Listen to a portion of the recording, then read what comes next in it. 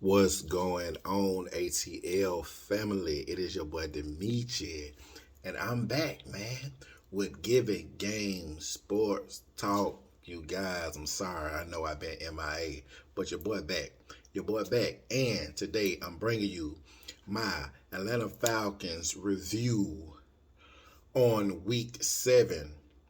The Atlanta Falcons against the Tampa Bay Buccaneers, a divisional game, which was a pretty. Okay, first off, let me say this. I didn't watch the game. I'm not even going to flex. I didn't watch the game. This week, I just didn't want to watch it, man. I did not feel like being stressed out. I didn't feel like being, my blood pressure being high.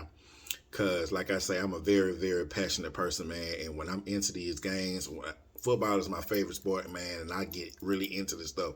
And I'm very passionate about the game of football, man. And I'm very passionate about my team and rooting for my team. And I hate to lose. I'm a very competitive person. I'm not a sore loser. I just hate to lose. And I'm just so tired of the same thing over and over again. So I just had to take like a week or two off, man. Because even last week, just to throw in here right quick, either last week, I only watched like I think the first half of that game. After Desmond Ritter threw their first interception, man, I couldn't take it, man. It just, you know what I'm saying? And if you're a real fan, real fan, that's actually from the ATL, born and raised, and been a fan of the Atlanta Falcons since you've been on this earth, man, you know how your boy feel, man. Like I say, a real fan. But besides all that, man, yeah, I ain't gonna lie, I didn't watch the game, but I did catch the highlights. And I'm just gonna be giving you guys my opinion, man, and my view on what I saw through the highlights. First off, we're gonna always start out with the offense. First off, we're gonna start out with Desmond Ritter. Honestly, to me, guys, it looks like they trying to finally get it together. The offense is coming along. It's coming along. The passing game is coming along. I know the last 2 weeks, last week and then this week, you know,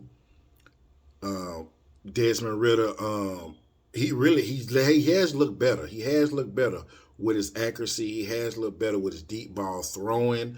They got out to a fast start this game. So they starting to get it clicking a little bit.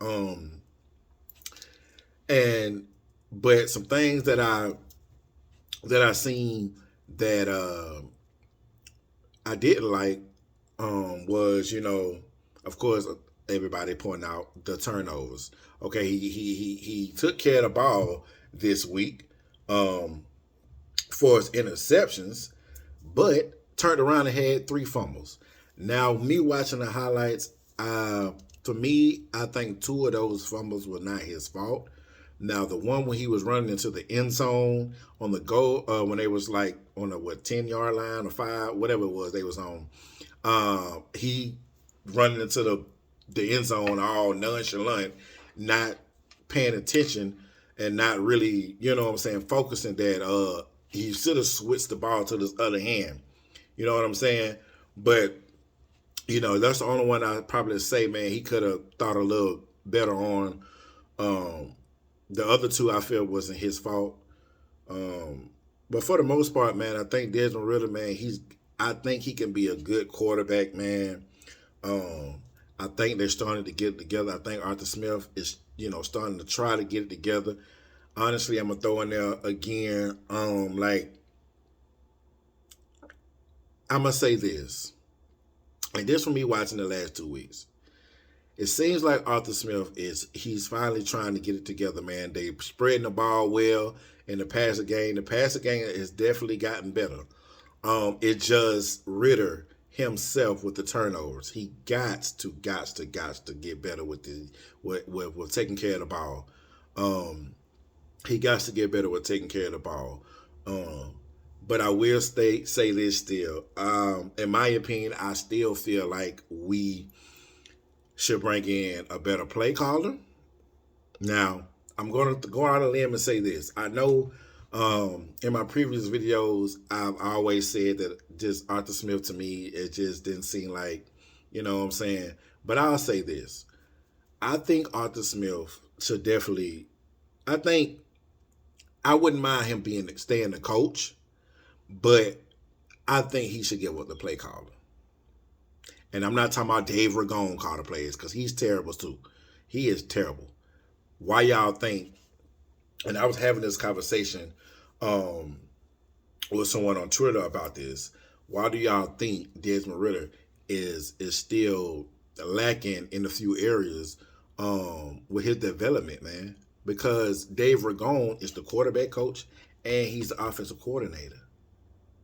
Your quarterback plays well under who is coaching him and his development of the quarterback coach and the offensive coordinator. That's how your quarterback kind of, you know what I'm saying? And of course himself, working on his, his flaws and certain, things that he got to work on himself. But I was having that conversation, man. I just feel like, like they said, they didn't call Dave Ragone out there in Chicago the quarterback killer for no reason, man. I felt like Dave Ragone was terrible out there in Chicago. So it's like I feel like a lot of Desmond Ritter flaws and a lot of his, kind of bad play kind of comes from him. He's, the development, you know what I'm saying? He's not, you know what I'm saying? Like he haven't had, well, I ain't gonna say he haven't had much time because he have, but he still has a lot of things to work on. But I really feel like Desmond Ritter, man, in due time, I really feel like he could definitely be a good quarterback. Now, how much time that they're willing to wait on that ain't for me to determine. But yeah, but that was just some things that I wanted to touch that I didn't like. For the most part, like I say, Desmond Ritter, man, he been playing. He played well this week. Let me throw out a few stats. See what his stats looking like. It was 19 for 25, 250 yards, no touchdowns, no interceptions. We definitely need to get better on scoring.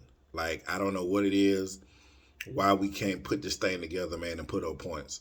But we got to get it together. If we trying to go further and further in the playoffs, then we definitely gonna have to figure this thing out, man, and put up some points because we're gonna be going to get some teams that ain't gonna be playing no games. But for the most part, man, the offense is starting to click, man. To me, it's starting to click. We spreading the ball around very well now. Tyler Algier and Cordell Patterson was your two main backs this past game. I know everybody was, kind of trying to see why Bijan was in but wasn't really getting no touches. But from what I heard that I guess he wasn't feeling well or something like that. His head, he was having headaches or something like that. So I guess they, I don't know. That's just what I heard. You know what I'm saying? So don't shoot me. That's just what I heard through the grapevine. But yeah, Tyler Algier had 21 carries for 59 yards. Cordell Patterson had 10 carries for 56 yards. Desmond Ritter even ran a little bit, 6 carries for 38 yards. Bijan only had 1 carry for 3 yards. That definitely can't happen again though. Now if he's hurt, then we need to figure out what's going on with him and definitely sit him out and let him get better or whatever. But that Bijan not only getting one touch for 3 yards, come on, man. Don't get me wrong. I got a whole lot of faith in Tyler Algier and Cordell Patterson. But I will say this about Cordell Patterson. I don't know when he was running. He didn't seem like he was all the way 100% healthy because it was like he was galloping when he was running a little bit, like he done lost his step too. Same thing I was saying with Pitts early on in the season. Pitts he's starting to look a little better now, so it seems like he's getting there. He's starting to get open a lot more. So That's what I mean by they starting to get it together, man. They starting to get it together. The offense is starting to click. They're starting to move the ball around well. Everybody getting their touches. We just got to figure out a way how to put points on the board. And I'm not talking about 3 points. I ain't talking about field goals. We need to score. We need to get into the end zone. Yeah, Drake London, 6 receptions, 54 yards. Kyle Pitts, 3 receptions for 47 yards. Scotty Miller even finally got in there and ran for what is it, like 40 something, I think they said, yard throw or 50. I don't know what it was, but it was a nice throw by Desmond Ritter. And that's another thing that is getting better with Desmond Ritter too, his deep ball throwing, his accuracy. Still have a little flaws because I still see a lot of times he be trying to force too many passes, man. He try to force too many passes and the receivers don't even be open. He got to work on that. It's like, bro, don't force it. Don't force it, man.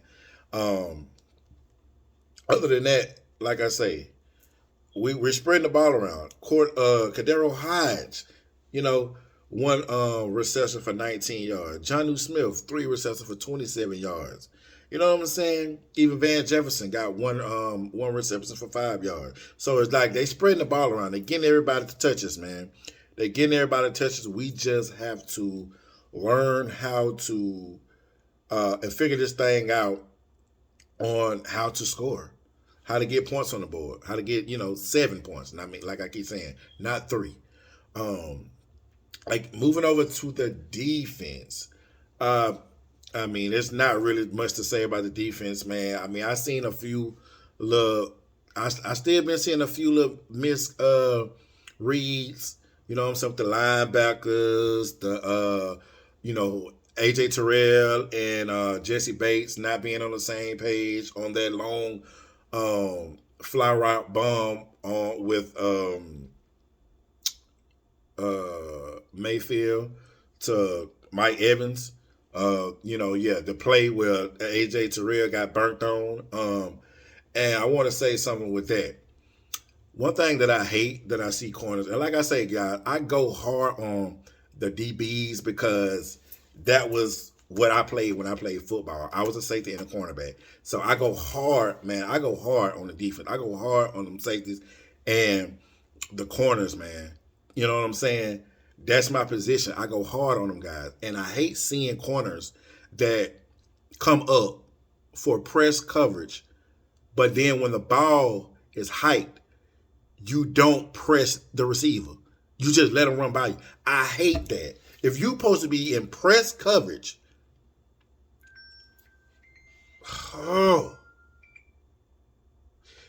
sorry, somebody was calling me. If you're supposed to be in press coverage, you got to press your man off the line to try to knock him off his route. You know what I'm saying? And I hate that. And on that play, AJ Terrell, he was up in his face, but you just let him run off the line still. Like, that don't make sense to me. I hate that with corners. Don't play press coverage if you're not going to put your hands on them. You got 5 yards, man. You know what I'm saying? So I felt like, that play there, and it kind of looked like it was still kind of like a miscommunication between him and Jesse Bates, because I thought I had seen Jesse Bates kind of, run back into his deep flat, but once once the throw was made, and then he hadn't passed both of them. He hadn't passed AJ and Bates. So I don't know what went wrong with that play, but yeah, we still got some things we got to work on. The linebackers, like they still was having a little misreads too. The linebackers running into the same person. They starting to fill the holes a little better. They are starting to fill the holes a little better. I think we got 3 sacks this game. So the defensive line, man, they getting there. We still would like a little more than that, but I think they got 3 sacks this game. So they looked good. Jesse Bates, he do what he do. But like I say, I really don't have much to say about the defense. For the most part, the defense did their thing. Richie Grant. Let me go ahead and throw that in here. Richie Grant. Everybody know how I am with Richie Grant. I'm not really a fan of Richie Grant, man, but I'll give him his flowers. He played good, man. I think he had like 8 tackles, one pass the deflect, and 1 interception, man. And that interception that he had, I think kind of, brought us back to reality, man. Kind of helped us kind of gain a little bit more momentum, even though that next drive after that, Mayfield kind of went down the field and, almost, what I'm saying? But I still feel like his interception kind of helped us kind of get our minds back right and kind of gave us back the momentum, man. But for the most part, man, the defense been doing their thing, man. They got to keep it up. I will say this. I know they kind of go off of the schemes, Ryan Nielsen, but I kind of wish we would get back to our aggressive press, man-to-man type of coverage. Because now I'm starting to, like the last few weeks I've been seeing that they've been playing a lot of soft. They've been playing off, playing soft. And, I just wish we can get back to like just grit, man, being aggressive and man up. You get beat, you get beat. That's just how that goes. But at the end of the day, man, defense, they did their thing, man. They did their thing. So they've been doing their thing, man. I think we the top 10. I don't know the exact number, but I think we definitely the top 10 defense right now. So that's good. We finally got a defense. So now we just got to get this offense rolling consistently, man. And that way we can have a balance. Once we get both of these things rolling, the Falcons will be, bro, I'm telling you, they're going to be reckoned with. They're going to be hard to, So, that's all I got for you guys today, man. Just wanted to come on here, man, and give y'all my review, man, from the game.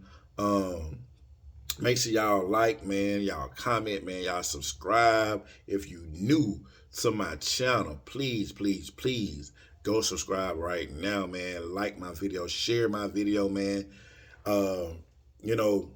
Hit the notification button. That way you will know every time I drop a video, man, it'll pop up. And, like I always say, much love. Thank y'all for the support. Your boy's back. It's your boy, Demichi, with Give It Game Sports Talk, man.